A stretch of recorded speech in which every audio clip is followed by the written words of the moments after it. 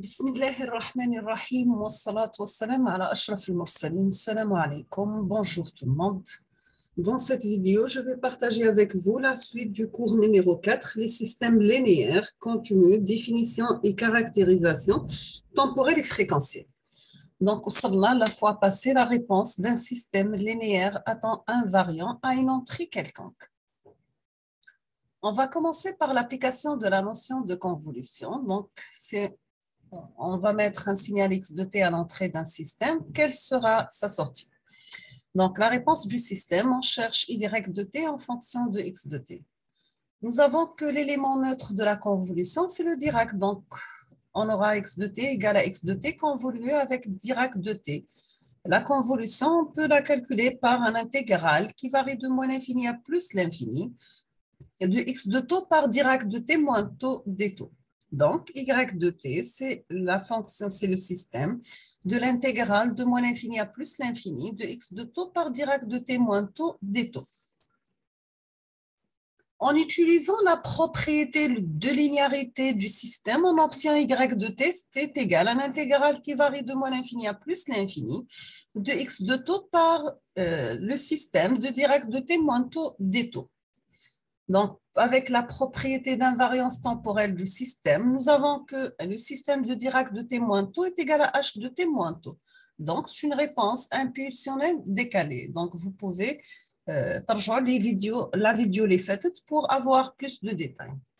De cette façon, on déduit que y de t, c'est un intégral de moins l'infini à plus l'infini de x de taux par h de t moins taux des taux. Donc, automatiquement, la sortie y de t, c'est l'entrée x de t convoluée avec la réponse impulsionnelle du système ou bien de notre filtre h de t. Donc, la réponse du système a une entrée quelconque. X, c'est la convolution de x avec la réponse impulsionnelle h du système, sachant que h caractérise entièrement le système. Pour la stabilité, la réponse impulsionnelle, on dit qu'un système il est stable si sa sortie elle est bornée lorsque son entrée est bornée. Donc, nous avons l'entrée x, elle est bornée, c'est-à-dire il existe la valeur absolue de x, elle est inférieure à m de x, quel que soit t, il existe m de x. Et la réponse du système y de t, c'est l'intégrale de moins l'infini à plus l'infini de x de taux par h de t moins taux des taux. Donc, quelle est la condition sur h de t pour que y de t soit borné? On montre que la sortie, elle est bornée si nous avons un intégral de moins l'infini à plus l'infini de h de taux des taux, il est inférieur à l'infini. Donc, un système, il est stable si seulement si sa réponse impulsionnelle est absolument intégrable. Nous venons de présenter les aspects temporels des systèmes continus, linéaires, temps invariants. Maintenant, nous allons nous intéresser aux aspects fréquentiels. On va commencer par les systèmes et la transformée de Fourier. Si nous avons un système qui a pour entrée x de t, sortie y de t, donc soit le système de réponse impulsionnelle h, soit le signal x de t, d'entrée x de t égale à grand A exponentielle g de pi ft, que vaut la sortie de y de t. Nous avons que la réponse fréquentielle du système linéaire à temps invariant, à y de t égale à h de t, convolué avec x de t. Donc, si on va mettre h de t convolué avec x de t, on aura un intégral de moins l'infini à plus l'infini de h de taux par x de t moins taux des taux. Si on va multiplier x de t, h de t, pardon, on va remplacer x de t par a grand A exponentielle g de pi ft, on obtient un intégral qui varie de moins l'infini à plus l'infini de h de taux par grand A exponentielle plus g de pi ft moins taux des taux. Donc, sortons ce que dépend de taux. H de taux convolué avec grand A exponentielle g de pi ft, f0t, est égal à grand A exponentielle g de pi ft, parce que c'est une constante, on va l'intégrer par rapport à taux. Donc, c'est un intégral de moins l'infini à plus l'infini de h de taux par exponentielle moins g de pi f taux des taux. Sachant, on va la mettre, c'est grand h de f, c'est la transformée de Fourier de la réponse impulsionnelle. Donc, la réponse impulsionnelle de grand A exponentielle g de pi ft est égale à h de t convolué grand A exponentielle g pi ft égale à grand H de F par grand A exponentielle G de pi ft. Donc, la réponse d'un système linéaire à temps invariant à une exponentielle complexe. La même chose pour signal sinusoïdal, c'est une exponentielle complexe. Et pour signal sinusoïdal, c'est un signal sinusoïdal multiplié par le gain complexe grand H de F. Pour la réponse fréquentielle des systèmes linéaires invariants dans le temps, donc un système qui a une entrée x de t et la sortie y de t, c'est le signal d'entrée quelconque qu'on peut l'exprimer sous la forme de x de t est égal à l'intégrale de moins l'infini à plus l'infini grand x de f exponentielle plus g de pi f t df. Donc, on peut l'exprimer sous la forme d'une somme infinie d'exponentielles complexes, c'est-à-dire sa transformée de Fourier inverse.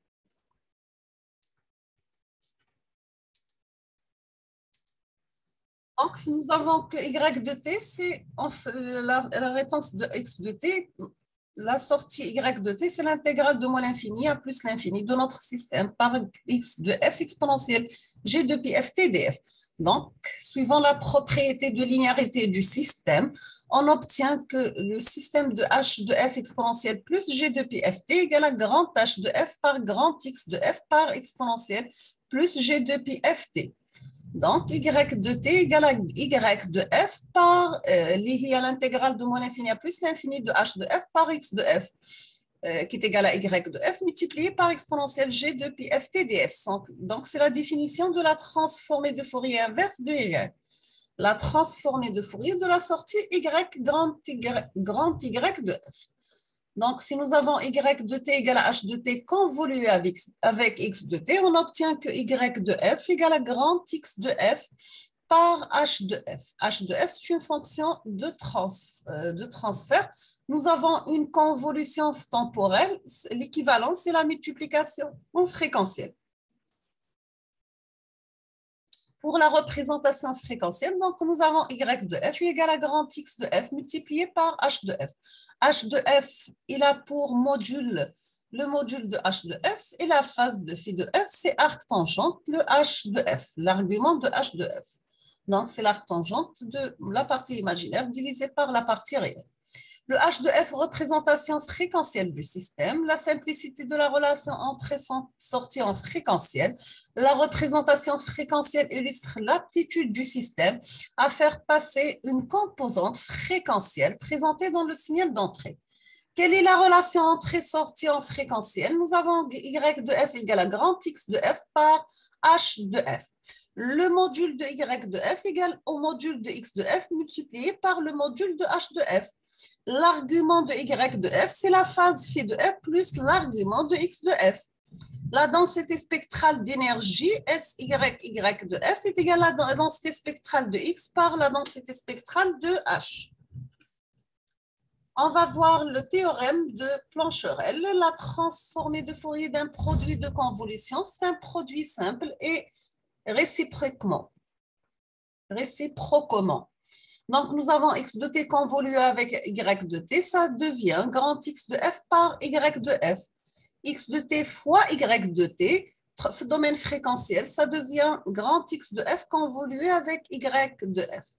Attention, la transformée de Fourier n'est pas toujours définie. Comment faire lorsque x de t n'a pas de transformée de Fourier? Donc, dans ce cas, il faut l'introduction de la transformée de la place.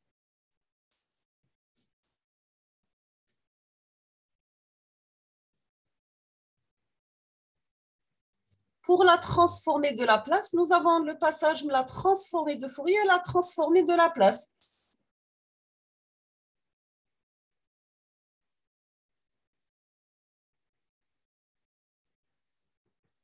Donc, je vais faire ça dans une autre vidéo à part. Je vais laisser la transformée de la place pour la prochaine vidéo, Inch'Allah. Donc, je vous remercie infiniment pour votre attention. N'hésitez pas si vous avez des questions. Et à la prochaine vidéo, Inch'Allah. Merci beaucoup.